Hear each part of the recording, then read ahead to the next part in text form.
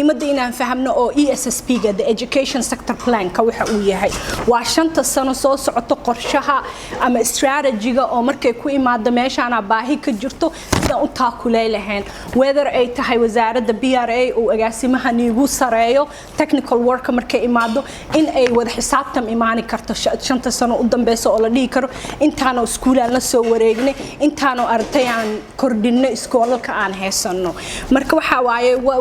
wax qorshe lahayn ama institution oo qorshe lahayn hore ma u socoto adduunka ma laga arkin meel aan qorshe lahayn marka waxbarashada waa inaa u qorsheysid halaha aad ku bixinaysid waxa aad u rabtid meesha aad u socotid waana mid inay ahaato aan isku wada raacsanahay laakiin mid inay ahaato also adiga agaasimaha oo banaadir maxaa ku qaas ah maxaa rabtaa gobolkaaga ama deegaankaaga inaad ka bedeshid so 5 sano waqti badan ma aho hadda report kan ama strategy gan wuxuu soo bixi doonaa sanadka dhamaadkiisa November iyo dhamaadkeeda ay soo bixay marka shaqada realka ama implementationka waxay bilaabanaysaa 2022 5 sanana hadda nagu dhaafaysaa marka 5 sano waxa loo every year waxa la fiirinayaa maxaana laga rabaa inaan sameeyno waajibkeedana waxay saarnaanaysaa